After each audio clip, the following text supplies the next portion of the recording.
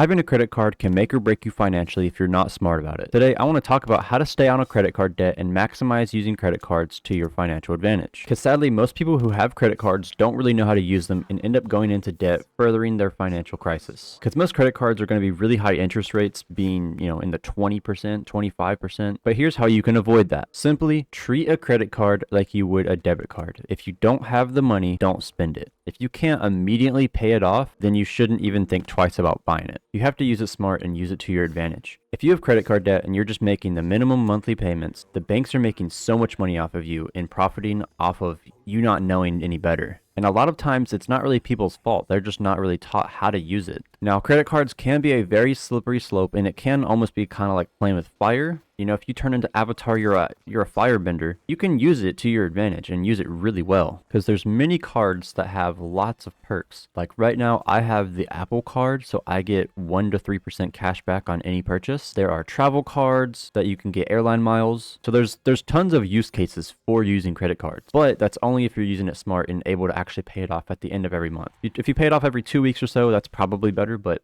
I typically pay it off at the end of every month in full. So my balance is zero at the end of every month. Because if your balance is zero, they don't have any money to charge you interest on. So if I spend $500 in a month on my credit card and I get, let's just say 1% cash back, that's $5. So it's not much, but it's still a free $5. And then I just pay it off like I would have with my debit card. So it's pretty much the exact same. But as long as you can have the money in your bank, pay it off, use it like a debit card, there's really no reason to not use a credit card. And it also builds your credit, which I know some people are kind of iffy about credit, but just the way that today's economy is built, credit is pretty much everything. If you want to go rent an apartment, you have to have a decent credit. If you want to go buy a house, you pretty much have to have a decent credit. I know there are some banks that'll do creditless bank loans, and they have to go talk to your employer and do all this and that.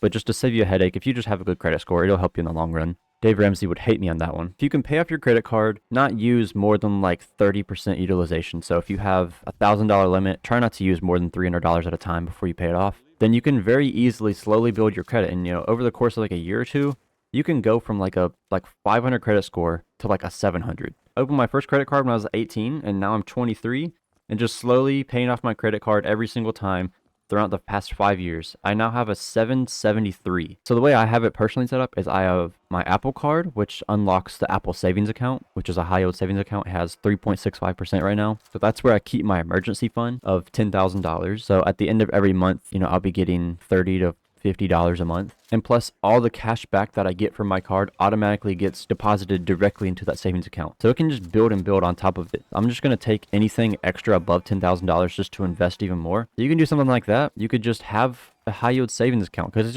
it's just good to have your money somewhat fight inflation, and you're making the minimum monthly payments. You're not really paying off any of the principal, which is what you actually spent, what you actually owe.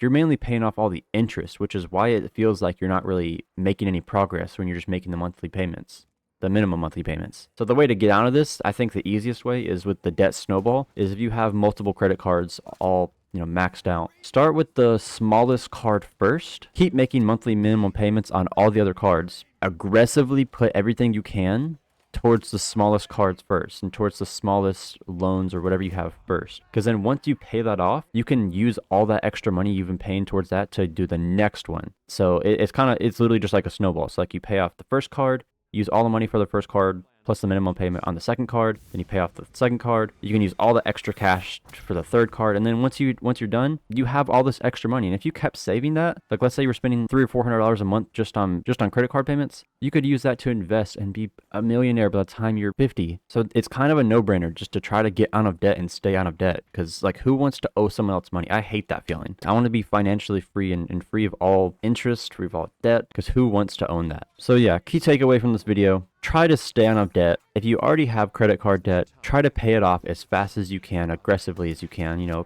I know it sucks, but try to stay an extra hour at work if they offer it. If they offer you to leave early, don't do it. Stay your full shift. Get as much money as you possibly can. I'm not saying go pick up 2 or 3 extra jobs, but if you're able to kind of get by, but you can pick up 1 extra shift or just work even an extra hour, and you can make an extra $20 a week, that will definitely compound over the course of, a few weeks or a few months or even years, depending on how long or how much debt you have. And then, just do that debt snowball. Keep paying the minimum payments on everything that you have. Pay as much as you possibly can to the lowest balance one. This is after you have an emergency fund. So like try to save up, $500 to $1,000 just in case life happens. Your car tire explodes, you hit a pothole, your AC breaks, something like that. Just you don't have to go straight back into debt, or at least near as much. Not saying go live on rice and beans and rice, go eat ramen, go live like a college kid. Like you can still go out and have fun, but just be mindful of what you're spending, what you could be putting towards the credit card debt, how much money you could be saving in the future if you didn't have any debt. It's fun to go out to eat, it's fun to go out with your friends, fun to get a gift for yourself or get a sweet treat, but just be mindful of what you actually spend and what you could be putting towards your debt.